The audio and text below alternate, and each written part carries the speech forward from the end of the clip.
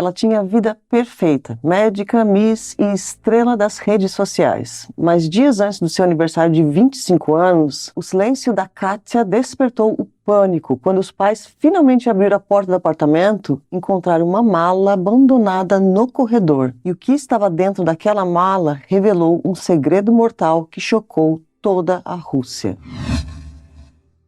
Oi pessoal, tudo bem com vocês? Meu nome é Gisele Yildiz e sejam todos bem-vindos a mais um vídeo aqui do canal.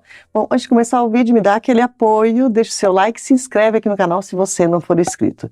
E eu já vou avisar aqui no começo do vídeo que eu vou contar para vocês hoje um caso muito pesado. Então esse vídeo pode ser muito sensível para algumas pessoas. Se você preferir, pula o vídeo, por favor. Bom, em julho de 2019, uma médica recém-formada e com mais de 85 mil seguidores nas redes sociais simplesmente desapareceu em Moscou. O último contato com a família foi no dia 22 de julho de 2019. Nessa data, ela estava na Rússia e nesse mesmo dia ela também postou sua última foto nas redes sociais. Uma foto dela em Corfu, na Grécia, e na legenda ela escreveu que gostava de viagens curtas e que todas que ela planejava fazer seriam de 3 a 5 dias no máximo. Depois disso, ela não posta mais nada e não atende às ligações. E conforme os dias foram passando, não só os seguidores, mas é claro que também a família dela começou a ficar preocupada, né? Porque ela não era o tipo de pessoa que desaparecia, assim, que não dava notícias. Ela estava sempre se comunicando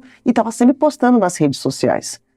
Então, no dia 26 de julho, que foi ali 4 dias depois do último contato dela, a família que morava em outra cidade decidiu ir para Moscou para ir lá no apartamento, né, onde ela alugava, para ver se ela estava lá dentro ou não. Quando eles chegam no edifício, eles batem na porta, mas ninguém atende. Tinha um cheiro muito característico também que deixou os pais da jovem preocupados. Eles entram em contato com o proprietário do apartamento e pediram para ele vir com a chave reserva e deixar eles entrarem no local para verificar se estava tudo bem, né, e se ela estava lá ou não. O proprietário abre a porta para os pais da jovem. Nesse momento eles sentem um cheiro ainda mais forte. Eles entram no apartamento e a primeira coisa que eles notam ali é que o apartamento está todo limpo, organizado, não tinha nada de errado, mas tinha uma coisa ali que pai nenhum deveria encontrar.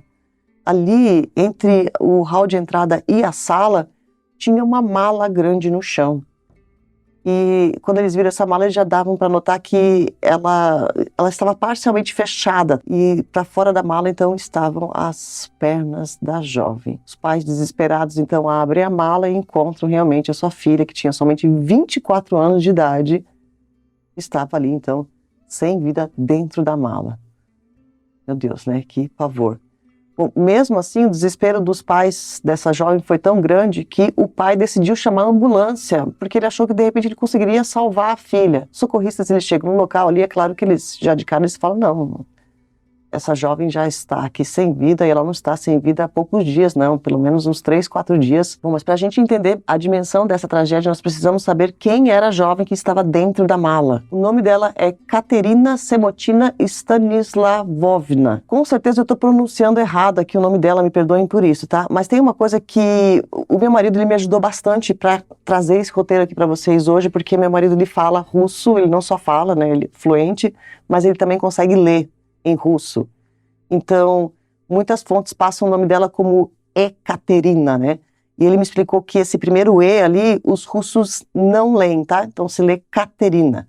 Bom, mas esse era o nome que ela usava na identidade dela. Só que ela tinha um nome artístico que ela usava, que era Katerina Karaglanova. E os amigos e familiares chamavam ela de Kátia. E é assim que eu vou chamar durante esse vídeo, tá? Para ficar mais fácil aqui. Bom, a Kátia nasceu no dia 30 de julho de 1994. A mãe dela era médica cardiologista e talvez por esse motivo ela também decidiu entrar para a faculdade de medicina. Ao mesmo tempo que ela estudava, ela também trabalhava como modelo e ela também foi Miss. Ela foi vice-campeã do Miss Moscou, então ela realmente vivia nesse mundo de beleza e glamour. E logo depois de iniciar os seus estudos na faculdade de medicina, ela também abre um perfil na rede social onde ela usava o @KatiLovesLife, que significa Kati ama a vida. Bom, e com o tempo a rede social dela começou a bombar e os seguidores dela compararam a beleza dela com a famosa Audrey Hepburn. as duas realmente tinham uma semelhança muito grande. Bom, ela fazia posts de viagens, moda e de estilo de vida em geral. E com o crescimento da rede social dela, esse então passou também a ser o ganha-pão. Ela começou a ganhar dinheiro com a rede social e costumava viajar para outros países com parcerias que ela conseguia. Depois de um tempo, ela se forma em medicina e começa a fazer residência em dermatologia e oncologia. E nas redes sociais, ela também expressou a sua paixão por dermatologia e os procedimentos que ela fez no seu corpo. Então, constantemente, ela postava fotos dela do antes e depois dos seus procedimentos. Então, aqui nós entendemos que ela uniu o seu trabalho aos seus estudos também. Ou seja, ela não era só uma influenciadora. Ela teria uma carreira sólida pela frente, mas infelizmente tudo foi interrompido por uma pessoa. Bom, então agora nós vamos pular para julho de 2019, que foi o mês que o crime aconteceu.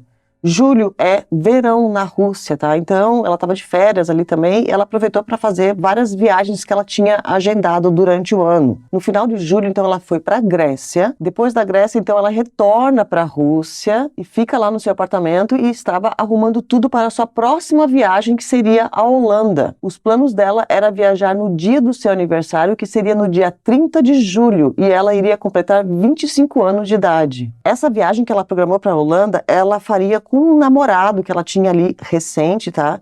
E esse namorado, o nome dele, nem a foto foi divulgada aqui na mídia, porque ele não tem nada a ver com esse caso aqui. Eu já dei até um spoiler aqui, que o namorado não tem a ver com a história. Então, estava tudo certo, né? Mas, infelizmente, o que era uma semana de celebração e de felicidade se tornou em uma semana de horror. E em poucos dias, os planos de aniversário iam ser substituídos por uma cena do crime. E antes mesmo de embarcar no voo, ela seria encontrada dentro da mala, a mesma mala que ela iria usar para a viagem. Bom, agora então a gente chegou exatamente no dia do crime. No dia 22 de julho, que foi o dia que ela postou a última foto nas redes sociais, você vê que também a Kátia tinha um cuidado de postar fotos de viagens depois mesmo da viagem acabar, né? E estando em casa já. Então ela já estava ali no seu apartamento na Rússia e estava postando uma foto da Grécia. Bom, nesse mesmo dia, então, ela fala com seus pais pelo telefone e tudo parecia bem. A polícia, então, depois começou a investigar esse caso aqui. Começou, a primeira linha da investigação da polícia, claro, foi olhar as câmeras de segurança desse dia. E as imagens mostram um homem entrando no edifício durante o dia, ele abre a porta, espera a outra moradora sair e se dirige ao apartamento de número 66, que era onde a Kátia morava. Notem que na hora que ele entra, ele carrega nas mãos somente uma sacola de plástico. Depois de algumas horas, já no período noturno, esse mesmo homem foi visto saindo do edifício carregando uma mala de mão, e essa mala de bordo pertencia a Kátia. Assim que a polícia viu essas imagens, eles já colocaram esse homem como o principal suspeito desse caso. Bom, esse homem então se chama Maxim Garev e ele tinha 33 anos na época. Ele foi apelidado pela imprensa de Ken humano, porque ele tinha feito várias cirurgias plásticas para tentar atingir um padrão de beleza artificial, quase como um boneco. E isso já diz muito sobre a persona pública que ele talvez quisesse projetar, uma imagem de perfeição de um homem bem-sucedido e bonito. Mas a realidade, quando a gente vai fuçando, era bem diferente, tá? A primeira grande contradição era a financeira. Enquanto a Kátia estava no auge da sua carreira, o Maxim confessou no tribunal que estava com dívidas que somavam 8 milhões de rublos. Que, pra gente ter uma ideia, isso dava em torno de 560 mil reais. Bom, e qual que era o relacionamento deste homem com a Kátia? Os primeiros relatórios que saíram da polícia informavam que esse homem era um ex-namorado dela. Só que isso aqui, essa informação pode ter saído da própria boca dele, tá? Porque nesse caso aqui, o mais complicado de toda a história é que nós temos somente o depoimento do agressor. Mas muitos lá que conheciam a Kátia e tal, falavam que esse homem era somente um amigo e que vivia ali no mesmo círculo social dela. Mas o triste dessa história é que esse homem realmente ele sabia onde ela morava, tinha acesso ao apartamento dela e foi assim realmente que ele entrou lá. Bom, logo depois que a polícia então liga ele ao crime realmente, ele já foi preso e levado para a delegacia. Ele foi preso no dia 31 de julho de 2019 e ele foi realmente capturado pela polícia, tá? Tem algumas fontes que falam que ele foi lá e deu seu depoimento, ele mesmo se entregou, isso não é verdade, tá? ele foi capturado, a polícia conseguiu identificar e foi atrás dele.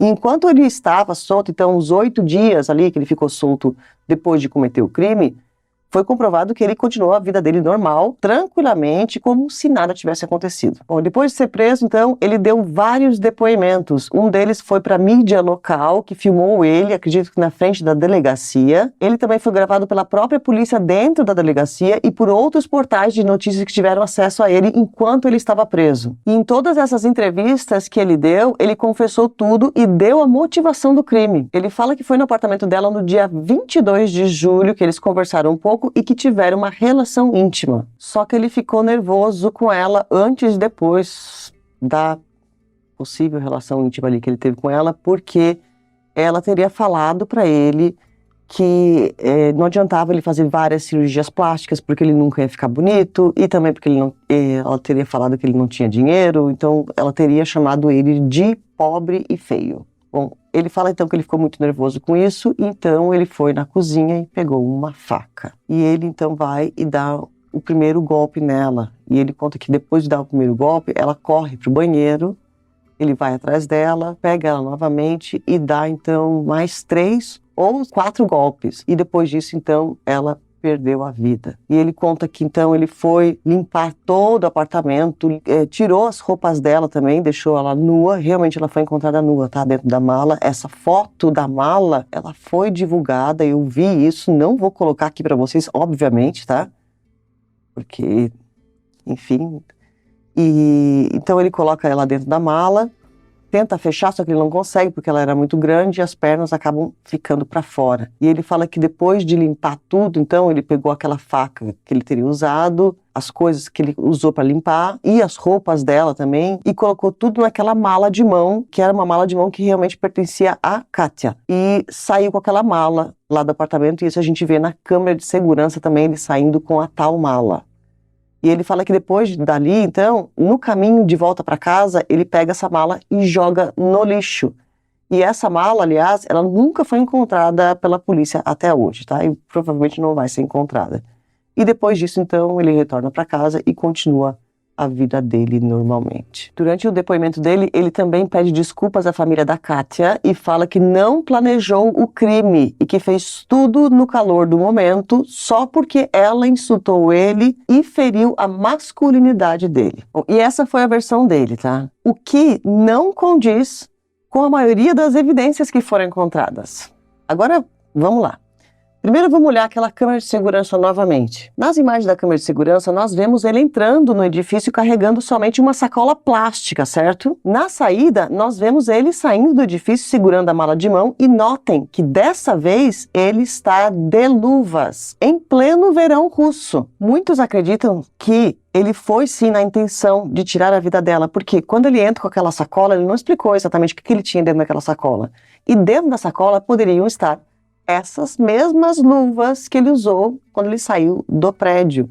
E outra coisa que poderia estar dentro da sacola também, poderia ser uma faca que ele mesmo tenha trazido, porque a faca original, né, a arma do crime, nunca foi encontrada pela polícia.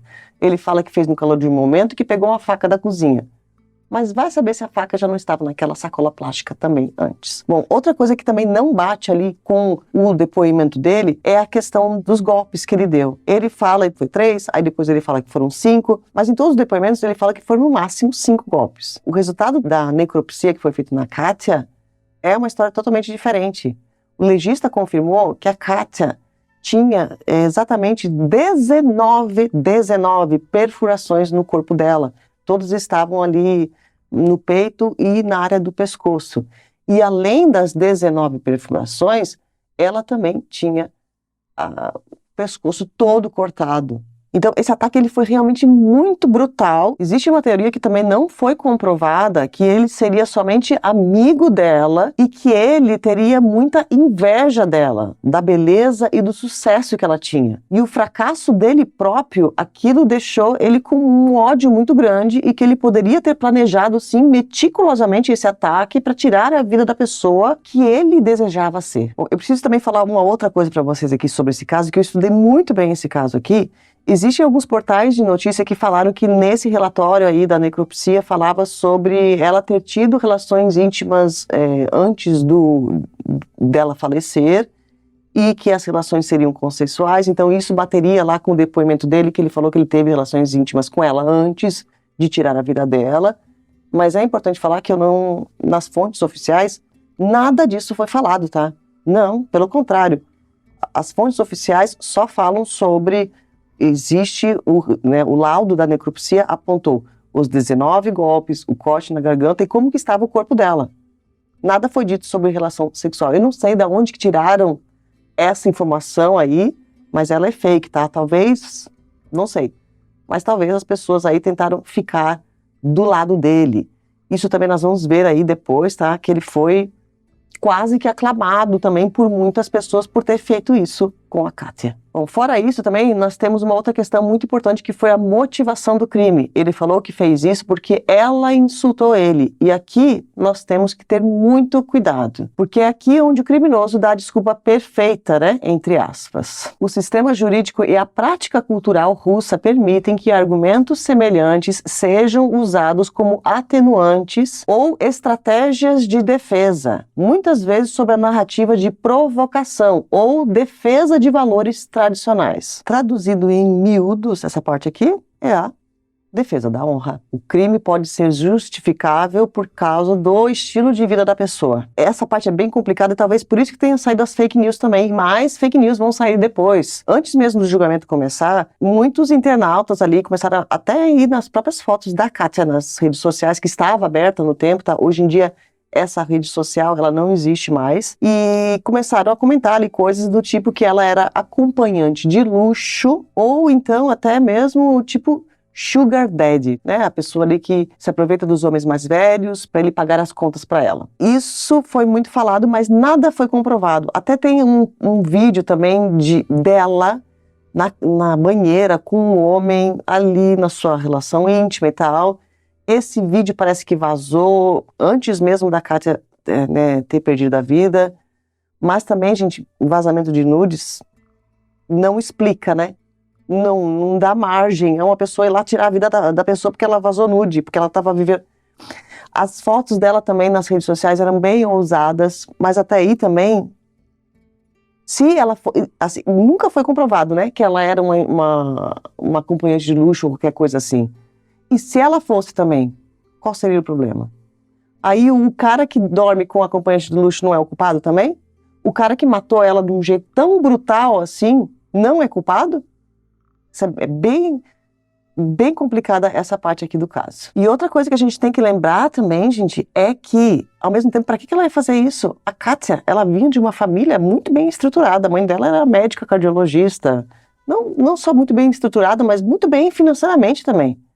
Fora isso, também ela estudava medicina, ela ganhava muito dinheiro com as suas redes sociais, ela não precisava ganhar dinheiro de outra forma. Ela era uma pessoa rica, por ela, independente. Talvez isso que seja o problema, porque a questão da mulher independente também causa inveja, o que provaria, né, mas nada comprovado, né, o que realmente o Maxim fez com ela. Bom, o julgamento inicia um tempo depois, ele contou a mesma versão que contou durante os seus depoimentos na época que ele foi preso, e durante as audiências ele pede desculpas à família da Kátia. A sentença saiu no dia 3 de março de 2020, que foi menos de um ano depois do crime. O Maxim foi condenado a somente 9 anos de prisão. E além disso, a justiça também exigiu que ele pagasse um valor de 2,5 milhões de rublos à família dela, o que dá aproximadamente 175 mil reais. Dinheiro esse que provavelmente a família dela nunca vai ver, porque vamos lembrar que quando ele foi preso, ele estava quebrado e afundado em dívidas. 9 anos de prisão, gente. É uma sentença muito baixa, né? Mas tem toda aquela história do acusar a vítima. Tem um outro caso que eu contei aqui para vocês, acho que alguns meses atrás, é um caso muito interessante também que aconteceu na Rússia, que é o caso do Napoleão lá, lembra? O professor universitário que achava que era o Napoleão, doidão lá, esse também foi um caso de violência doméstica, né, de feminicídio. Ele também recebeu uma sentença muito baixa, não tão baixa que nem a do Maxim, que nós estamos vendo hoje, porque o caso da Nastácia, ou Nástia, foi bem mais complicado, tá? Então, vão lá assistir, não vou contar a história, tá? Mas vão lá assistir, deixei no card ali. Mas existe uma coisa também na Rússia que é importante falar, é a questão do não existirem muitas leis que defendem as mulheres, ou leis que façam com que a violência doméstica acabe. Por exemplo, até o dia que eu estou gravando esse vídeo, isso tudo pode mudar, eu espero que mude, né, algum dia. Eles estão lutando também para mudar lá algumas leis e tal, mas até o dia que eu estou gravando esse vídeo, se um homem bate numa mulher, bate de porrada mesmo, quebra braço, ela fica toda roxa, ela chama a polícia, esse homem ele não vai preso. Ele não vai pagar multa, não vai acontecer nada com ele, porque na lei deles existe a segunda chance. Então, o homem tem direito a bater, sim, na mulher uma vez, né? Tem direito, mas é mais ou menos isso. Então, a polícia vai atender a ocorrência, vai chegar lá e vai falar, olha, pô, você bateu na mulher? Não devia, né? Olha, eu tô te avisando, hein? Não faça isso novamente com ela. Porque se você fizer isso novamente com ela, aí sim terão consequências. Então, somente na segunda ocorrência que esse homem pode ser preso. Isso é bem complicado, né? Bom, mas é um caso muito, muito triste mesmo, o da Kátia. Ela tinha somente 24 anos, iria completar ali 25 anos nos próximos dias, né? Estava estudando, trabalhando, tinha a vida inteira pela frente, e esse monstro chamado de Ken humano acabou com todos os sonhos dela e da família dela também. Antes de acabar o vídeo também, a gente tem outra coisa aqui desse caso que foi contada errada, tá? Tem muitos portais de notícias que divulgaram a foto desse prédio aqui como sendo o prédio da Kátia. E, na verdade, eu mesma achei que fosse realmente o prédio da Kátia, mas nas fontes está escrito ali a rua, né? Onde ela morava, exatamente o nome da rua. E eu tenho muito costume de entrar no Street View e tal, e eu entrei e mas eu não achava esse prédio naquela rua. Outra coisa também é que eu encontrei as reportagens do dia, né, que ela foi encontrada dentro da mala, então os repórteres foram no prédio, então aquelas reportagens, o prédio era diferente, eu fiquei toda confusa também aqui, demorei um tempão para tentar fechar esse quebra-cabeça, falei, gente, da onde que tiraram essa foto? Não sei porque algum portal de notícia então replicou essa notícia ali, colocou a foto, e outros portais eu acho que acabaram indo na onda, não ali verificando todas as informações e acabaram dando essa informação falsa, tá bom, gente? Aquele não é o prédio. Eu achei importante aqui falar isso para vocês, porque as pessoas que moram naquele... Não é justo com as pessoas que moram no prédio, né? Que é o prédio fake. Do tipo, eu moro aqui, gente, o crime não aconteceu no meu prédio. Existe também uma questão que quando os crimes muito brutais acontecem dentro de um local, o valor dos apartamentos abaixa e tal. Então é importante a gente falar a informação correta, tá, gente? O prédio da Kátia é esse aqui, que foi o prédio que eu mostrei para vocês durante todo esse vídeo, tá bom? Bom, mas essa história aqui, muito triste realmente, e serve de lição, né, gente? Muito cuidado, tá? Com o que vocês postam nas redes sociais. É muito legal a gente postar o nosso sucesso, é muito legal mesmo, mas hoje em dia a gente vive num mundo que, infelizmente, a gente não sabe quem que tá vendo o nosso sucesso. E realmente existem pessoas, que nem o Maxim, que são pessoas que têm aquela coisa da inveja, né? Eu não tenho aquilo, o outro tem, então eu vou acabar com o outro, porque eu mesmo não tenho condições de correr atrás do meu para conquistar o meu. Então, muito cuidado, tá, gente, com redes sociais sempre, tá? Cuidado com o que vocês postam, tá bom? Bom, antes de acabar o vídeo, não esquece de deixar um like, se inscreve aqui no canal também, se você não for inscrito. Um beijo grande, eu vejo vocês no próximo vídeo.